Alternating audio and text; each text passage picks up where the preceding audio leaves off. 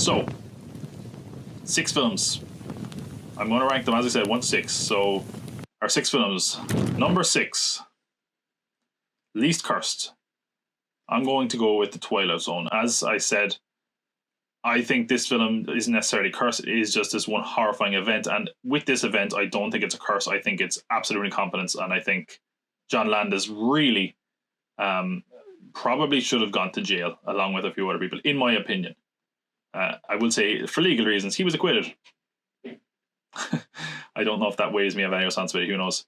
Next one I'm going to say is Rosemary's Baby at number 5. I just feel like you kind of have to stretch to make that seem cursed. Of course, there's a horrible death, but I mean, would you therefore look at any kind of horrible thing that's ever happened to an actor and say, oh, well, this film dealt with Satan, therefore that's why? I don't know. There's some weird coincidences, certainly, but you could also even chalk parts of that up to kind of 70s Hollywood culture of everyone kind of hanging out together. Maybe, I don't know. So I'm giving that number 5. Number 4, I'm giving to The Exorcist. And I'm giving it to The Exorcist not because of the direction and the aggressive style that William Friedkin has that did lead to injury and things. I'm giving it to it because of the sets catching fire and Reagan's room not burning. I find that kind of mysterious and unexplainable.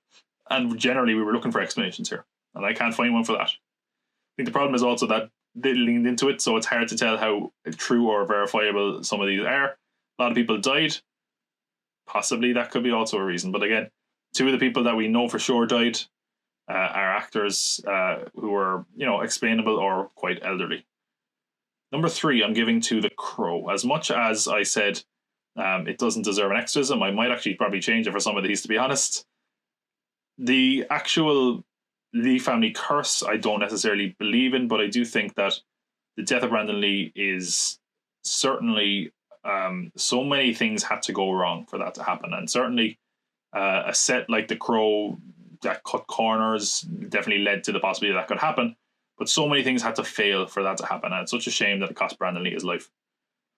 So I would say that could be evidence of a curse. So if someone dies on set, I mean, you're going to start talking about a curse.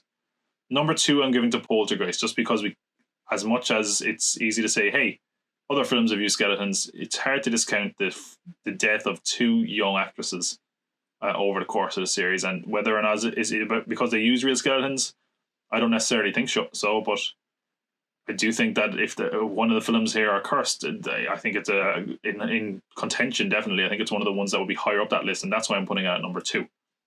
The most cursed film I have to give to The Omen.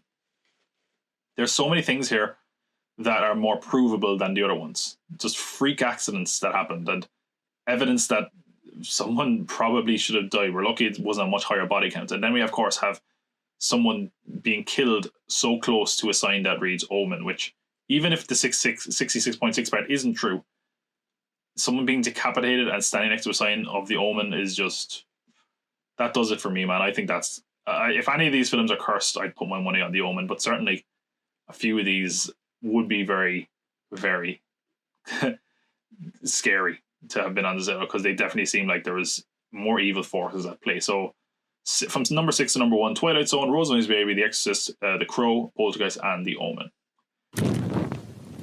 Another thing we should talk about is a film more inclined to be cursed if it's a horror film, if it has that sort of negative spirituality? And I think it has some relevance, because even, like I mentioned, Apocalypse Now had a disastrous shoot, but people don't really talk about that as if it is cursed. A Bond film not too long ago had a lot of production problems, and people kind of said maybe it's cursed, but that was quickly kind of forgotten about, whereas some of these films have been around for decades, and yet people are still talking about the possibility that they could actually be cursed films.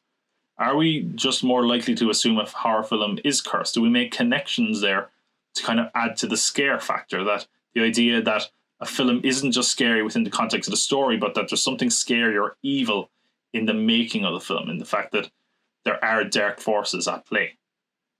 Does it make it kind of a bit more convenient to imagine that? Or does it even make it more likely, if you're dealing with occult themes, that you could be awakening demons and inviting them into your life? And by that logic, are we kind of imagining things that aren't there, though? I mean, if we're making those connections, is there any chance that we could just be making connections to things that shouldn't actually be connected? Another point we should make is like, does the devil not have better things to do? I mean, did he just wants to fuck around with people on a film set? I mean, if he is Satan and he is all powerful, why does he not just kill the cast? Why does he not just stop the film from being made? In fact, if anything, it kind of having the cursed moniker on a film has sort of helped these. A lot of these films were incredibly successful, and if he wanted the film to be forgotten and not seen, he probably didn't. He probably helped it succeed. So, way to go, Satan. Or maybe that's what he wants. Maybe he wants people to remember the devil and the power that he has, that he can make or break people, or that he can wipe people from the earth and people won't even question it. So perhaps it's in poor taste to chalk something up like a horrible accident or tragic death or even criminal negligence up to some sort of curse. That's probably, in some cases at least, in bad taste, because we're belittling the death of actors, performers, and casts or crew. Like, essentially at times gave their life for their art. And we're also leaving people who were criminally negligent to the point where people suffered on their sets to get away with it because, hey, it was a cursed production anyway. Or maybe we're doing the opposite. Maybe we're coming up with the idea of a curse because we don't want to accept the horrifying nature of reality, you know, that the world might be random chaos, that maybe there's no God, and maybe if there is a God, he's a malevolent one. Or maybe we're trying to ignore the possibility that in talking about devils and Satan and the occult, that we're inviting evil and devil and curses into our life.